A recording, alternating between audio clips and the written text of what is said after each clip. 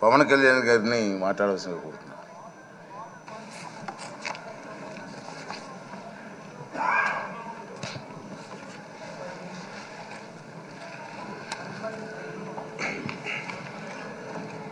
పదహారవ శాసనసభకి ఏకగ్రీవంగా ఎన్నికైన సభాపతి శ్రీ చింతకాల అయ్యన్ పాత్ర గారికి హృదయపూర్వక నమస్కారాలు, మీకు శుభాకాంక్షలు. ఇది నేను మొదటిసారి అసెంబ్లీలోకి అడుగు పెట్టడం. ఇలాంటి సుదీర్ఘ రాజకీయ అనుభవం ఉన్న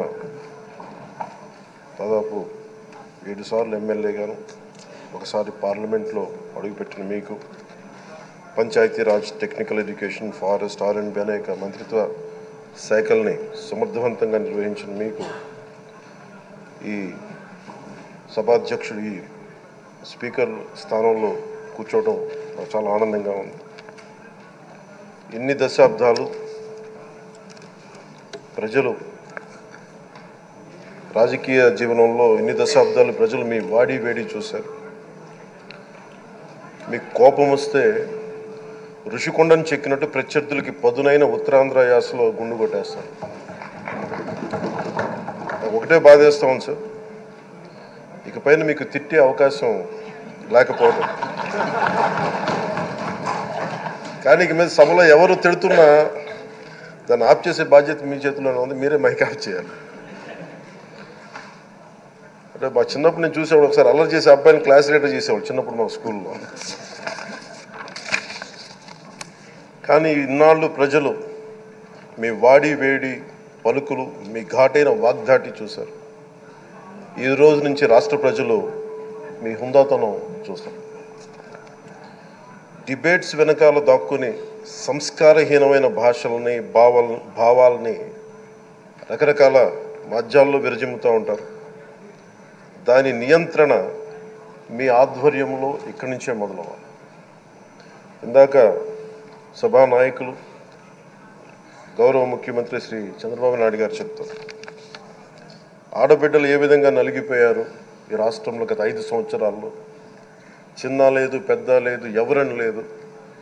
ఎవరన్నా సరే ఒక మాట మాట్లాడితే వాళ్ళు వ్యక్తిగతంగా దూషణ, సోషల్ మీడియాలో వాళ్ళని క్యారెక్టర్ అసాసినేట్ చేయటం, వాళ్ళు పెద్ద నాయకులు కావచ్చు, కార్యకర్తలు కావచ్చు, లేదా వాళ్ళకి ఎదురు తిరిగి ఒక ఒపీనియన్ చెప్పి ఎవరైనా సగటు మనిషి కూడా కావచ్చు, అది ఇక్కడతో ఈ రోజు నుంచి ఆగిపోవాలి అధ్యక్ష.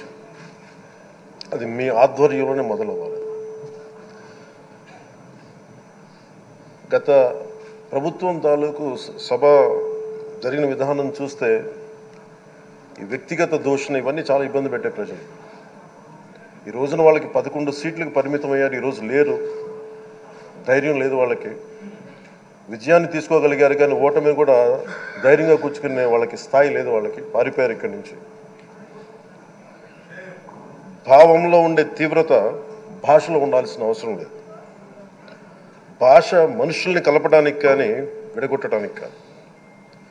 భాష విద్వేషం రేపడానికి కాదు, పరిష్కరించడానికి.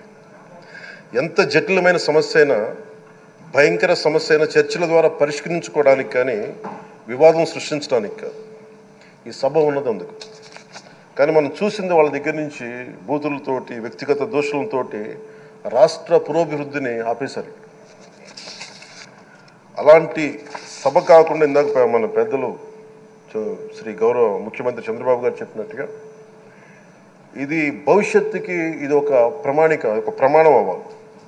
2047 వరకు ఇంత అద్భుతమైన స్థానంలో మనకి ఆంధ్రప్రదేశ్ తెలుగు జాతి ఉన్నత స్థాయికి వెళ్ళాలంటే ఈరోజు మనం వేసే ప్రతి అడుగు అది భవిష్యత్ తరాలకు ఒక నిర్దేశక ఒక టచ్ స్టోన్గా ఉండిపోవాలి, ఒక గిట్ రాయిగా ఉండిపోవాలి.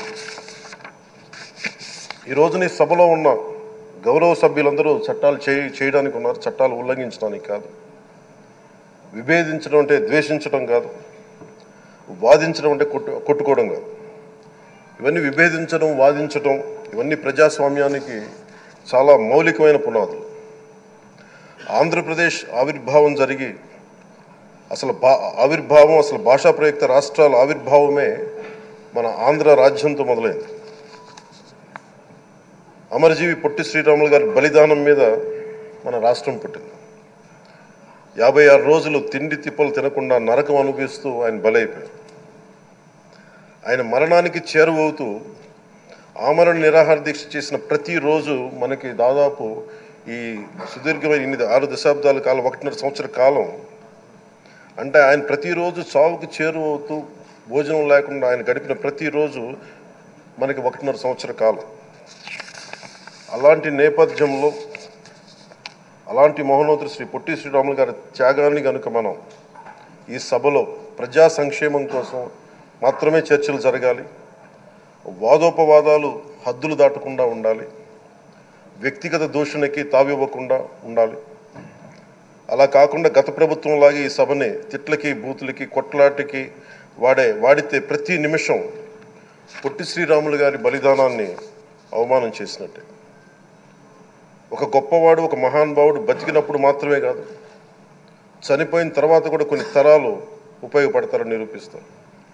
అలాంటి కోవకు చెందిన మహానుభావులు ఆంధ్ర రాష్ట్ర సృష్టికర్త, భాషా ప్రయుక్త రాష్ట్రాలకు శ్రీకారం చుట్టిన ద్రష్ట, అమరజీవి శ్రీ పొట్టి శ్రీరాములు గారి స్మృతిలో ఒక విలువలతో కూడిన ఒక సత్సాంప్రదాయాన్ని తెరలేపుతూ మీ ఆధ్వర్యంలో ఈ సభ జరగాలని, ఈ 5 ఏళ్ల ప్రజాప్రస్థానంలో ఈ విలువైన 5 ఏళ్ళు రాబోయే తరానికి గొప్ప భవిష్యత్తునిచ్చేలా, అన్నం పెట్టే రైతుకి, కౌలు చేసుకునే రైతుకి, రైతు కూలీకి అండగా ఉండేలా, మహిళలకి భద్రతతో పాటు ఉన్నత స్థాయికి ఎదిగేలా, ప్రభుత్వ ఉద్యోగులకి భద్రత కల్పించేలా